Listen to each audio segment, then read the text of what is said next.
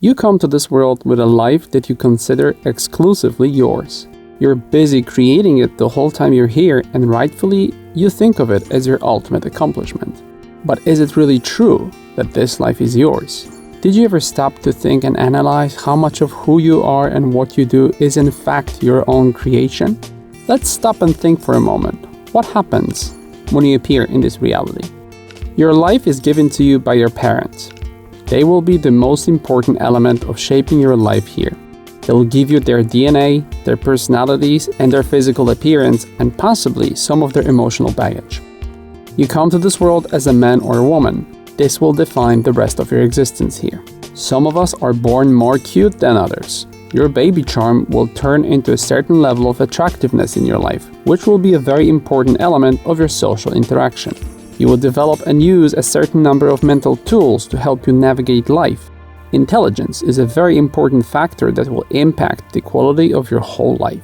The hospital or the house you're born in will be in a particular country. This country, its political system, and the religion its citizens represent will shape your worldview. Your family's wealth or its lack of will translate into you having or not having a certain number of personality-shaping experiences. The extended family you're born into will be the first social cell you will be ever a part of. The environment in which you grow up and the first years of your life in it will become the foundation of your existence, and the rest of your time here will be pretty much just a memory of these childhood years. Soon you will be assigned to a kindergarten and your first school. Through them you'll acquire a certain type of knowledge that is supposed to equip you in a well-defined understanding of your surroundings and their history. At the end of your teenage years, you will be a more or less fully formed human. If you have listened carefully to the list above of those life-shaping factors, you'll notice that they all have one thing in common. Everything that shapes you and your personality is not your decision. No matter how you slice it, you and your life are a crapshoot, a roll of the dice. One day you'll start realizing that none of it is really yours. These foundations you were building your life on for 25 years are not made of material you picked yourself. The food you eat, the music you listen to, who you hang out with, how much of it do you think is yours?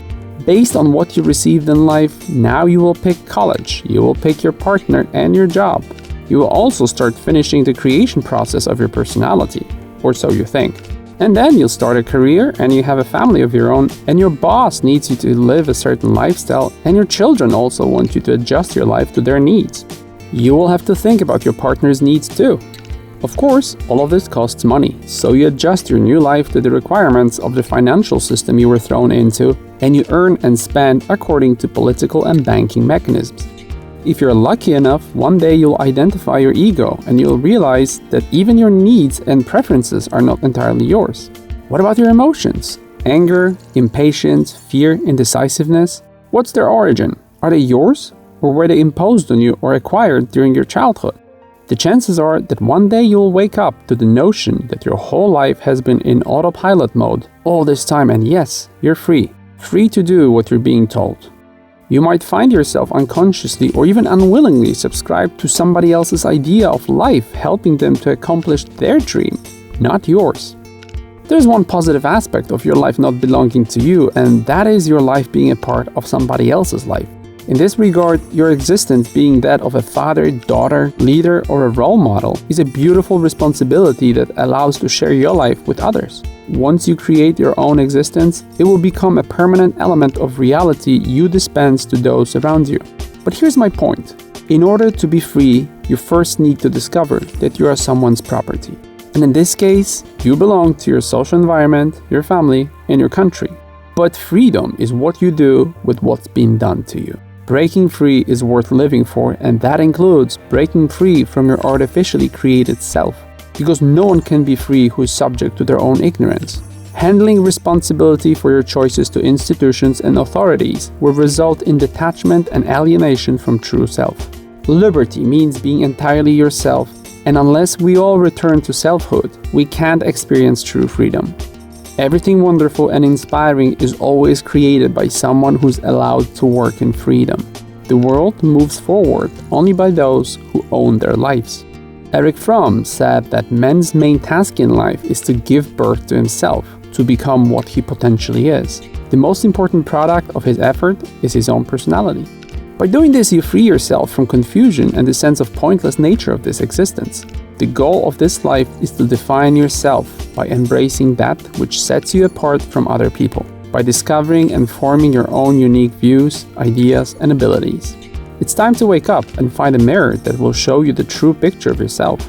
I started around 25, and after 14 years, this discovery journey is still a part of my life.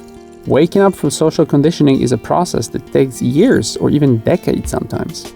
A lot can be taken away from you, but there's one freedom that you will always have: the right to choose your attitude in any given set of circumstances. If you choose to question everything around you, and if you choose to logically and critically analyze what you're being offered, asked, told, or forced to do by those around you, you will achieve freedom and you will get to own your life.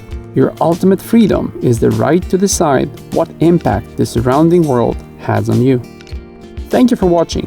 Please subscribe, like, and share this video.